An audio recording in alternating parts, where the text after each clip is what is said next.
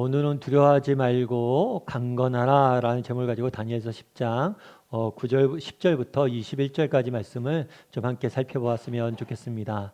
우리가 계속해서 다니엘서 말씀을 살펴보고 있는데 오늘 본문은 다니엘이 마지막으로 본 환상입니다. 다니엘이 마지막으로 본 환상은 다니엘서 10장부터 12장까지 꽤 긴 환상이에요. 꽤 긴 만큼 또 내용이 다소 어렵습니다. 하지만 길고 어려운 만큼 또 특별한 은혜가 있을 거라고 믿습니다.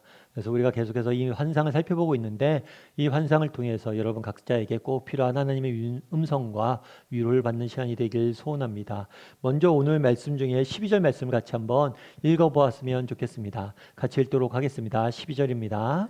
그가 내게 이르되 다니엘아 두려워하지 말라. 내가 깨달으려 하여 내 하나님 앞에 스스로 겸비하게 하기로 결심하던 첫날부터 내 말이 응답받았으므로 내가 내 말로 말미암아 왔느니라. 예, 지난주에 살펴본 것처럼 이 12절에 나오는 그는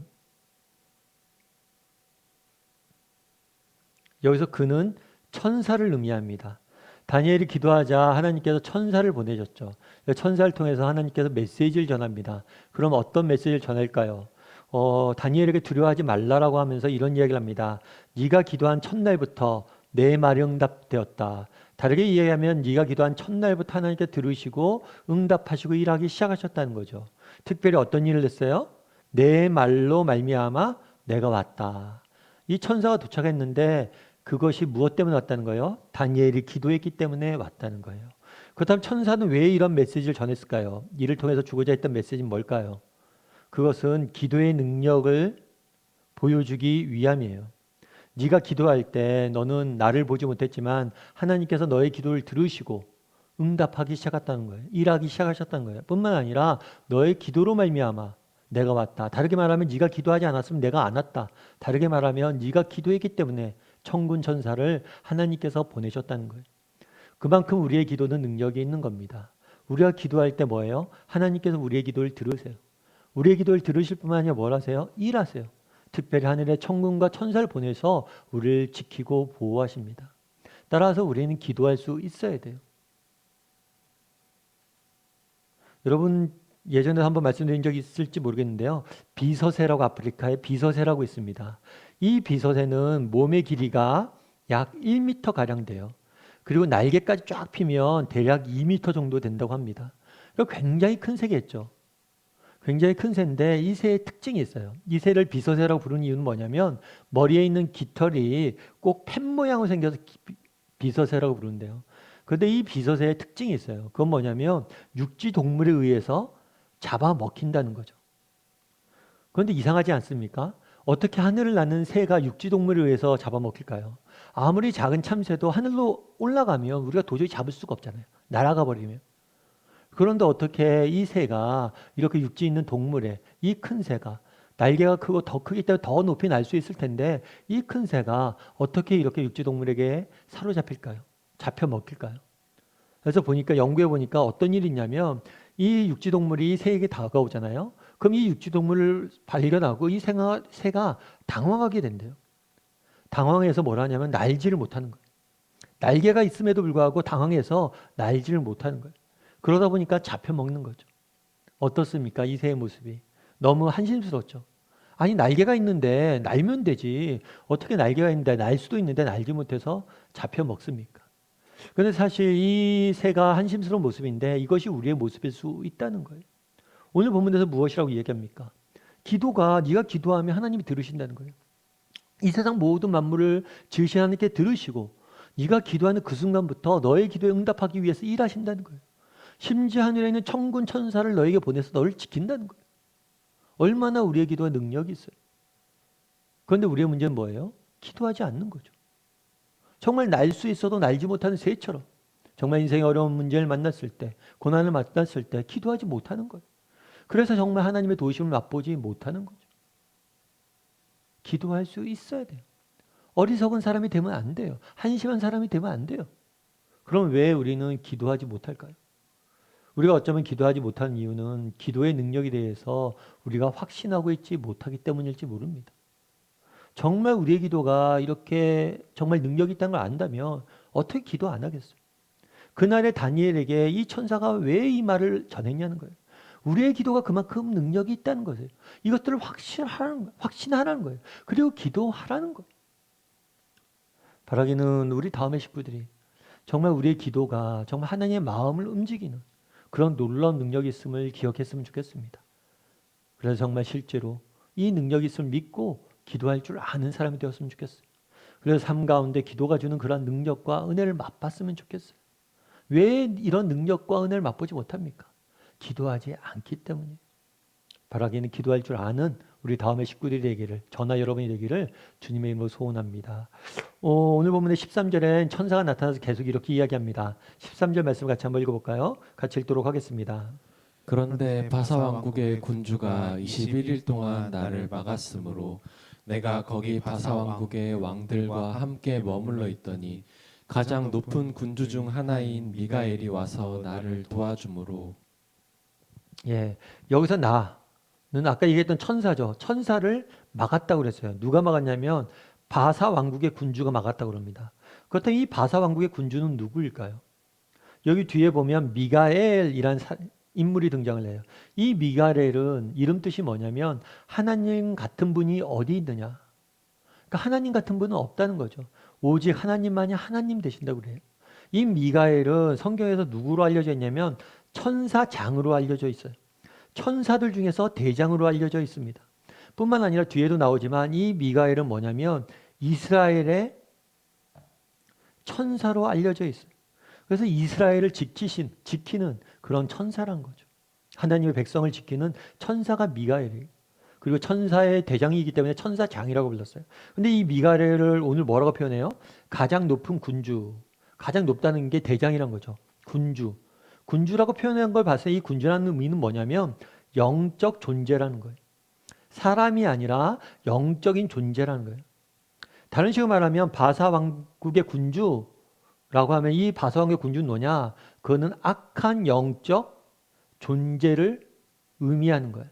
다르게 말하면 바사를 지배하고 있는, 바사 나라를 움직이고 있는 악한 세력들, 악한 영적인 존재를 바사 왕국의 군주라고 표현한 겁니다. 그런데 이 바사 왕국의 군주가 뭘 했다고요? 이 천사를 가로막았어요. 이 바사 왕국의 군주가 나를 막았다라고 표현하고 있는 거예요. 그렇다면 이 표현을 통해서 주고자 했던 메시지는 뭐냐는 거예요. 왜 이런 표현을 썼을까요? 우리가 한 가지 기억해야 될 것이 있다는 거예요. 지금 다니엘은 어려서 바벨론의 포로로 잡혀왔습니다. 그리고 포로 생활을 했어요. 다니엘뿐만 아니라 많은 이스라엘 백성들이 포로로 잡혀서 여기서 바벨론의 포로 생활을 했습니다. 그런데 바벨론이 망하고 페르시아가 등장을 했어요. 페르시아가 등장한 다음에 페르시아에서 뭘 했어요?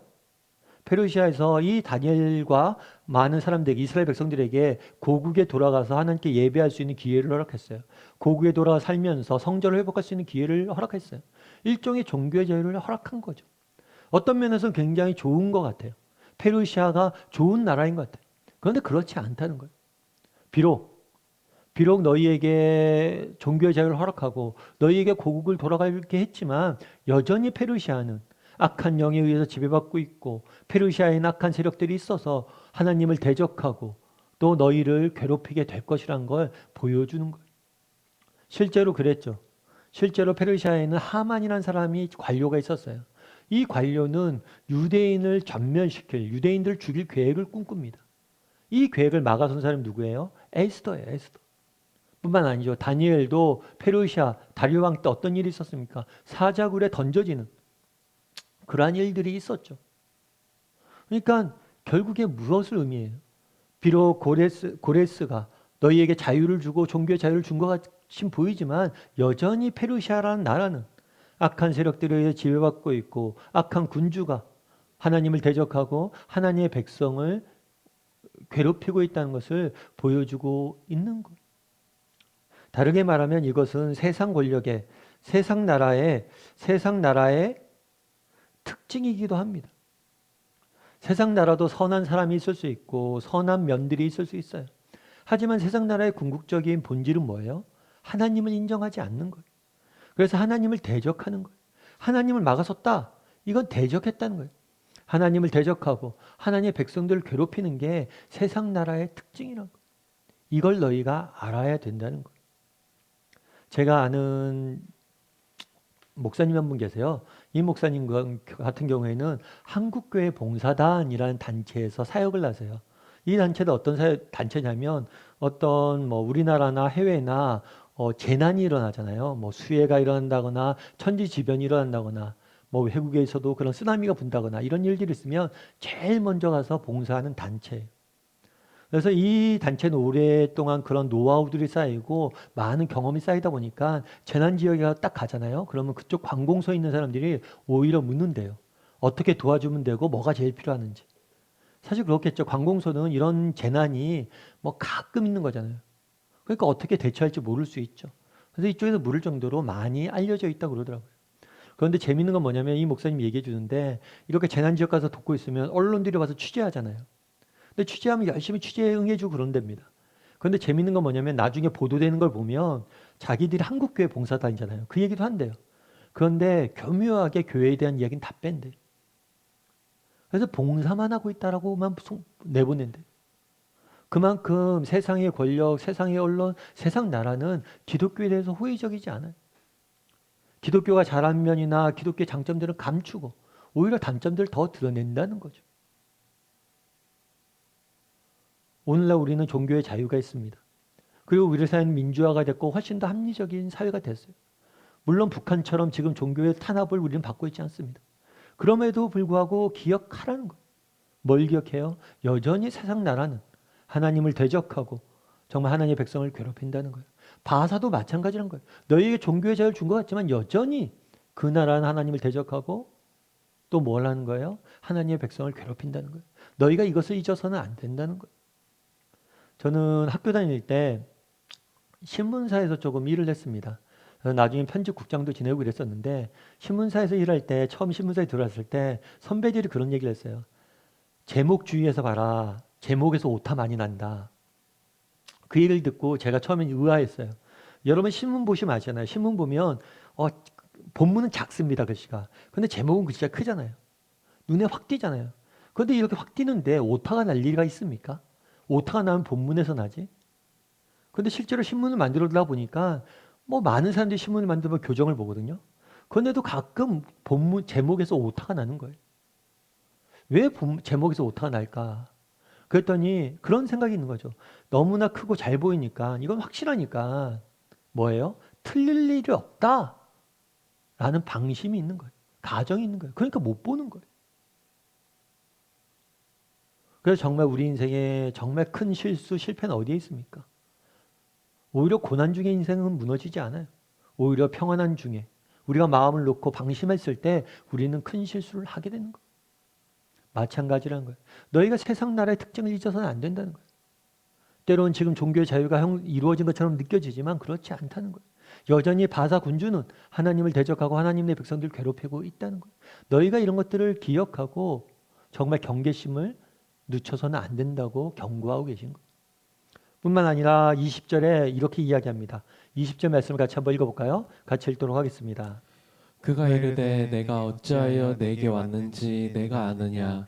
이제 내가 돌아가서 바사 군주와 싸우려니와 내가 나간 후에는 헬라의 군주가 이를 것이라. 예, 바사 군주와 싸우려니와 후에는 헬라의 군주가 이를 것이다. 이 당시에는 페르시아 시대예요. 헬라의 군대, 헬라라는 나라가 등장하기 전이에요. 그러니까 먼 미래에 있을 이 이야기를 이야기한 거죠. 그렇다면 이 이야기를 통해서 주고자 했던 메시지는 뭐냐는 거예요. 바사 군주가 지금 나와 싸우고 하나님을 대적합니다.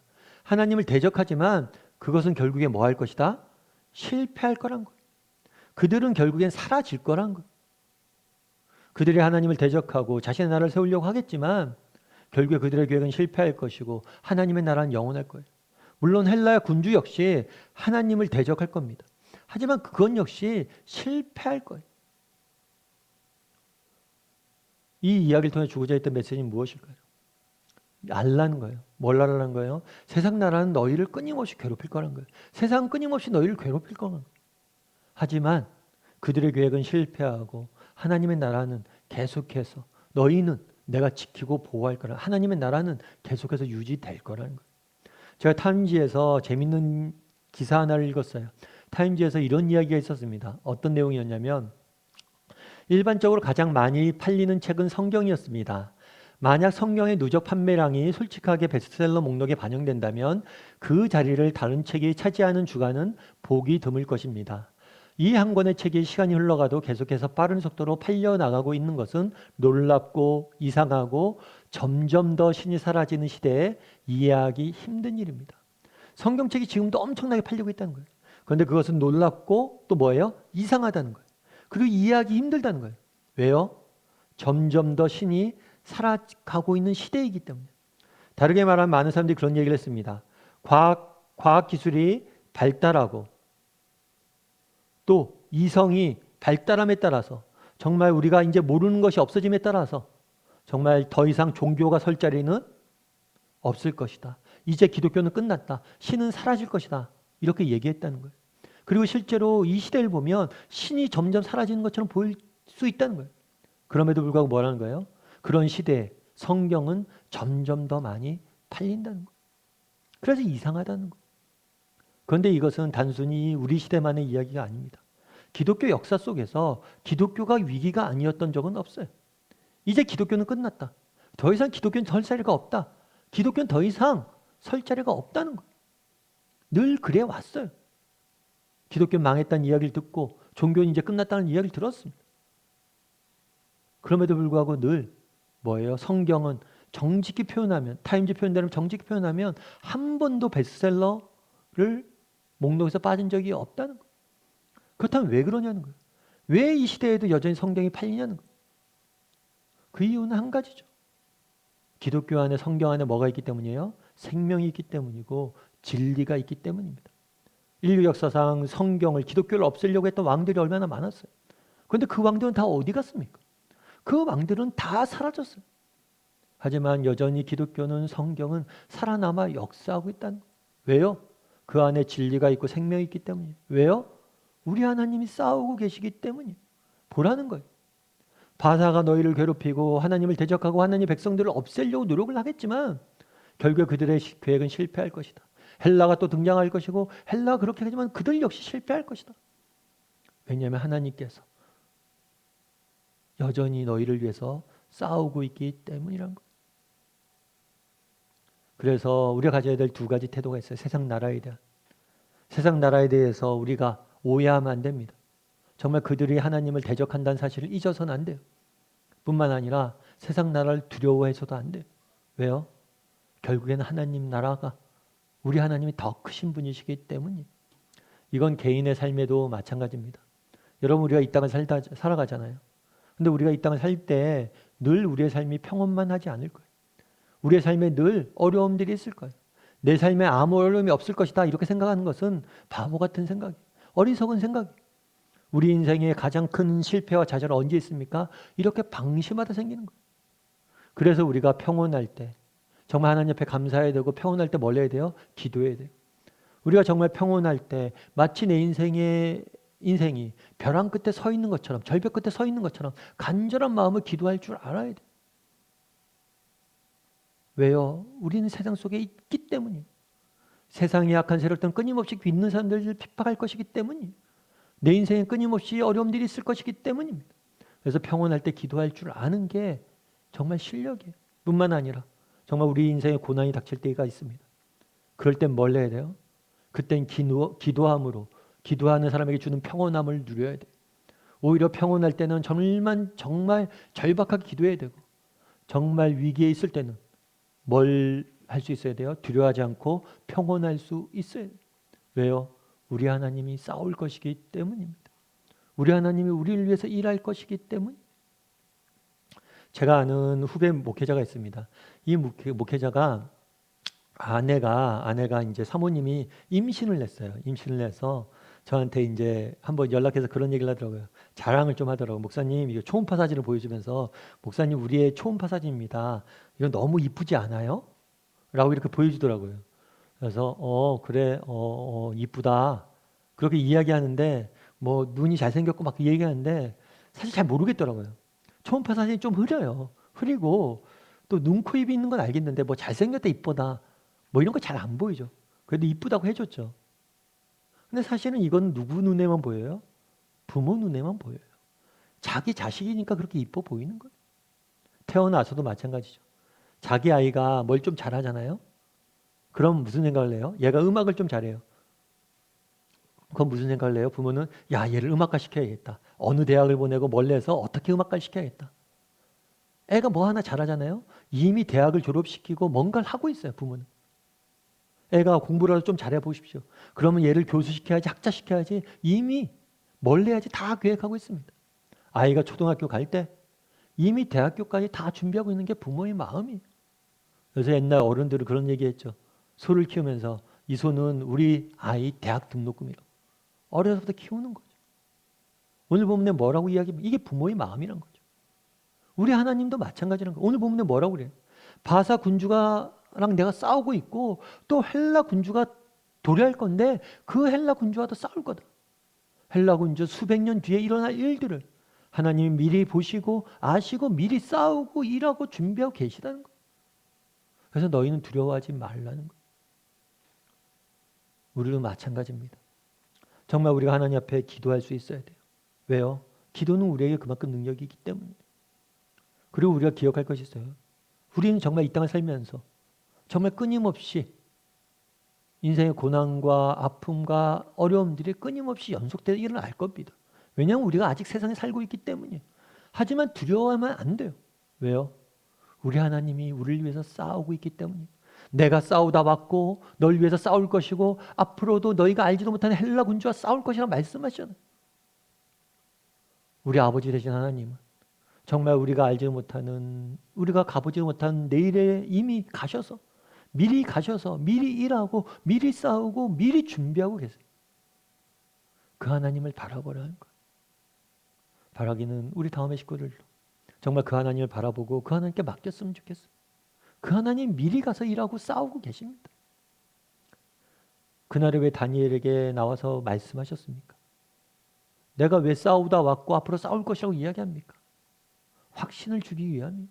내가 너희를 위해서 싸우고 있으니까 너희가 두려워하지 말고 강건하라는 거죠. 우리가 한 가지 더 말씀을 살펴봤으면 좋겠습니다. 학개서 말씀인데요. 학개서 1장 4절부터 5절까지 말씀이에요. 같이 한번 살펴봤으면 좋겠습니다. 이 성전이 황폐하였거늘 너희가 이때 판벽한 집에 거주하는 것이 옳으냐. 그러므로 이제 만군의 여호와가 이같이 말하노니 너희는 너희의 행위를 살필지니라.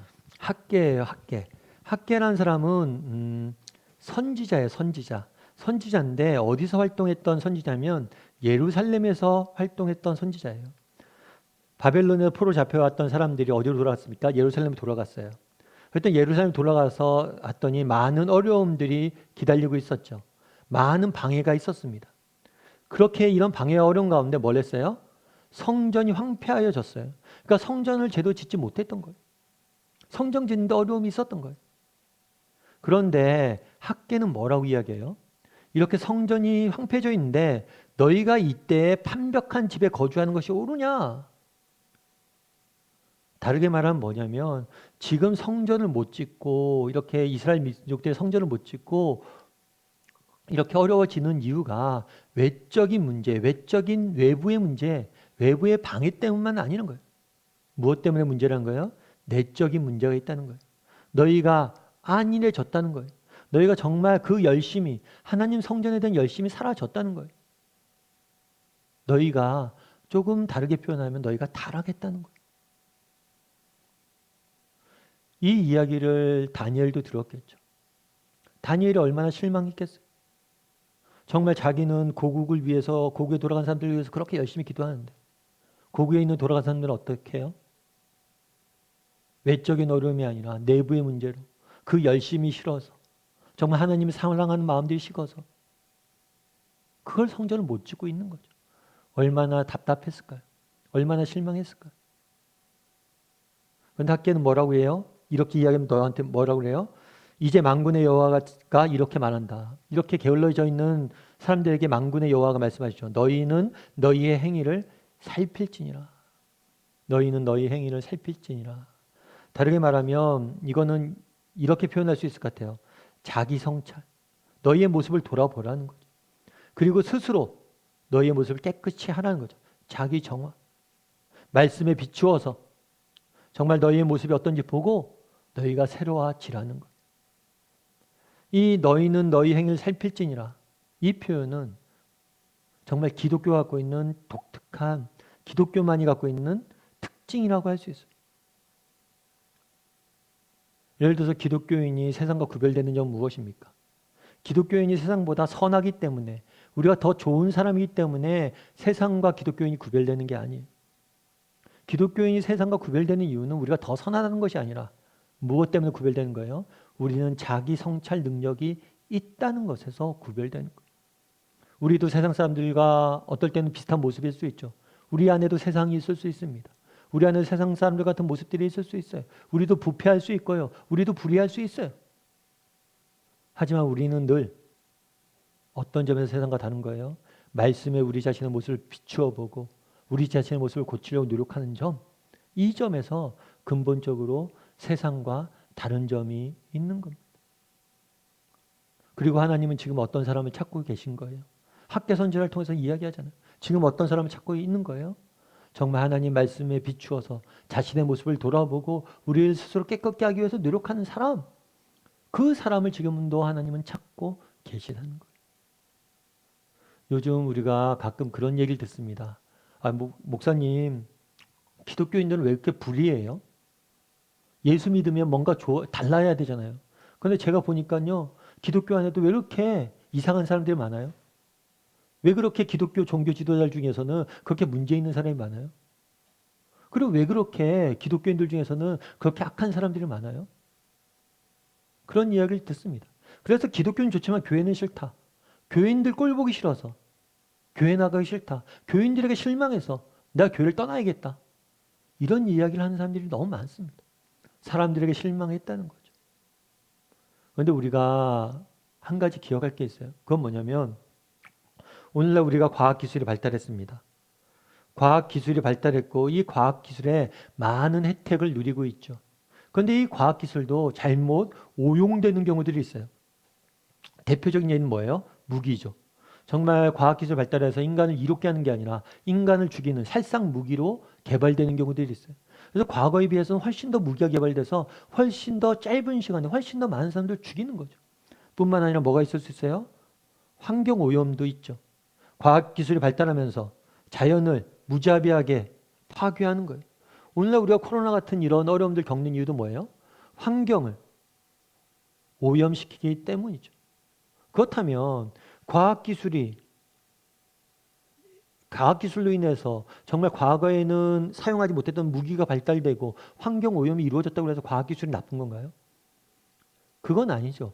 과학기술을 잘못 사용한 사람들이 있는 거지. 과학기술 자체가 나쁜 건 아니에요. 민주주의도 마찬가지예요. 오늘날 대부분의 나라들은 민주주의를 채택하고 있습니다. 가장 이상적인 정치 형태로 민주주의를 봐요.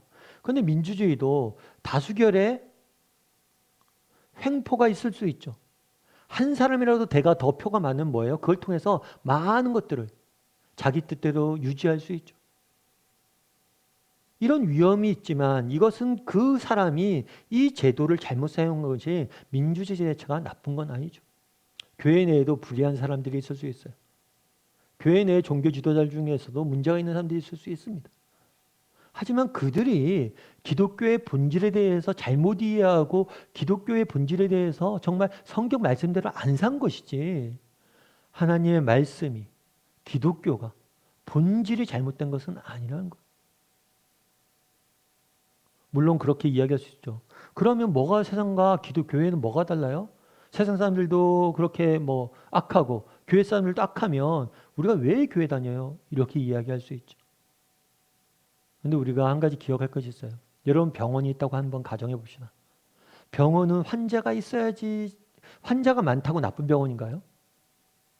저 병원 보니까 환자가 너무 많아, 저 병원 나빠, 이렇게 이야기하는 사람은 없어요. 교회도 마찬가지예요. 교회는 성인 군자만 다니는 곳이 교회가 아니에요. 교회는 모든 사람이 올 수가 있어요. 그 중에는 악한 사람도 올 수 있고요. 정말 살인자도 교회에 올 수 있고요. 정말 나쁜 사람도 교회에 올 수 있어요. 그것이 교회예요. 교회는 모든 사람에게 열려져 있습니다. 그렇기 때문에 교회에 악한 사람들도 있을 수 있어요. 다만 병원에 중요한 건 뭐예요? 환자가 맞냐 적냐가 중요한 게 아니에요. 병원에 정말 중요한 요소는 뭐예요? 의사가 누구냐. 정말 의사가 좋은 의사가 있으면 병사들이 나올 거 아니에요. 마찬가지예요. 교회에는 다양한 사람들이 있습니다. 교회에는 악한 사람들도 있고 교회에는 불의한 사람들도 있고 교회에는 이상한 사람도 있어요. 그건 부인할 수 없어요. 하지만 중요한 건 교회에는 누가 계시다는 거예요? 의사 되신 예수님께서. 머리 되신 예수님이 있다는 거예요. 그리고 그 예수님을 만난 사람들. 그 예수님이 주시는 은혜로 그 예수님이 주신 능력으로 변화되어 진다는 거예요. 예수님을 만나면.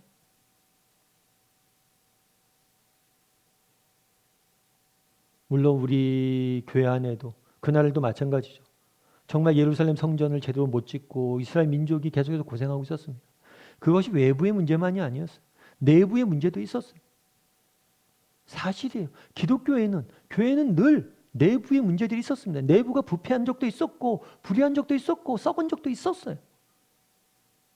그럼에도 불구하고 교회는 한 번도 무너지지 않았습니다. 왜요? 우리에겐 예수님이 계시기 때문에. 교회의 머리신 예수님께서 뭘 하셨기 때문이에요? 이 교회를 붙잡고 세워가시고 새롭게 변화시켜 나가셨기 때문이에요. 오늘도 마찬가지죠. 어떻게 그날에 이야기하잖아. 하나님의 말씀이 임했잖아요. 너희 행위를 돌아보라. 정말 부패한 시대들이 있습니다. 불의한 시기들이 있습니다. 그런데 또 하나님께서는 정말 자신의 행위를 말씀 앞에서 정직히 돌아보면서 말씀대로 살려는 소수의 사람들을 선택하세요.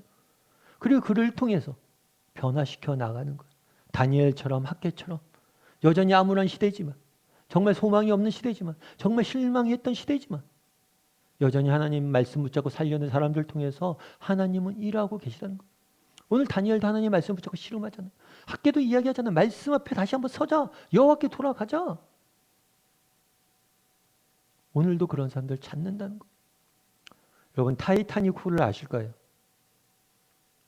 타이타닉 호는 인류 역사상 가장 유명했던 배 중에 하나죠. 이 배는 길이가 269m나 되고 높이가 20층이에요. 얼마나 클까요? 20층 되는 높이가 되는 배가 있다면. 그래서 어마어마한 배였고 사실은 그래서 뭐라고 불렸냐면 불침선이라고 불렸어요. 결코 침몰하지 않을 배. 사실 이렇게 큰 배가 침몰할 거라고 생각하기 어렵겠죠. 그래서 최첨단 과학기술로 초호화 유람선을 만들어서 많은 사람들이 이 배를 보고 놀랐죠. 그런데 안타까운 것은 뭐예요? 이 배가 정말 빙하와 부딪혀서 침몰하게 됩니다. 정말 무너질 것 같지 않았던 배가 무너진 거죠. 그래서 수많은 사람들이 죽음을 맞이할 수밖에 없었다고 그러더라고요. 그런데 이 타이타닉에 관련된 다양한 영화들이 만들어졌어요. 여러 번 영화들이 만들어졌는데 이 영화들에 공통적으로 등장하는 인물이 있어요. 누굴까요? 근데 이 영화에 공통적으로 등장하는 인물이 있는데 이건 주인공들은 대부분 만들어낸 이야기예요. 영화에서 공통적으로 등장하는 인물은 누구냐면 악단이에요. 악단. 타이타닉을 주제로 한 영화에 보면 늘 악단이 등장을 합니다. 그런데 이 악단은 뭘 하냐면 이 배가 침몰하잖아요. 이 배가 침몰하는 가운데서도 끝까지 악기를 연주를 해요. 끝까지 악기를 연주하면서 사람들로 하여금 정말 죽음의 두려움 앞에서 그 죽음의 두려움을 이겨낼 수 있도록 돕는 역할들을 합니다. 그런데 이 악단이 모든 영화에서 이렇게 계속해서 등장하는 이유는 뭐냐면 이게 이 악단이 실존 인물이었기 때문에 그래요. 실제로 존재했던 인물이었기 때문에 그래요. 그래서 월레스 헨리 하들리라는 실제로 존재했던 인물이 있었기 때문에 이 악단의 이야기가 다 등장을 하는 거예요.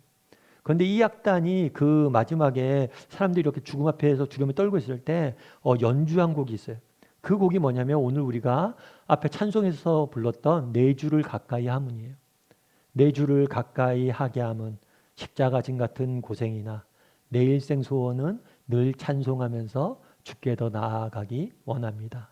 천성에 가는 길 험하여도 생명길 되나니 은혜로다. 천사가 날 부르니 늘 찬송하면서 주께 더 나갑니다. 이 찬송을 통해서 정말 그날의 죽음의 두려움에 떨고 있는 사람들에게 소망을 주길 원했던 거죠. 물론 이 하들리도 결국에는 이 배의 침몰과 함께 죽게 됩니다. 그런데 나중에 이 하들리의 시체를 발견했어요. 시체를 발견했는데 이 시체에 바이올린이 끈으로 묶여져 있었어요.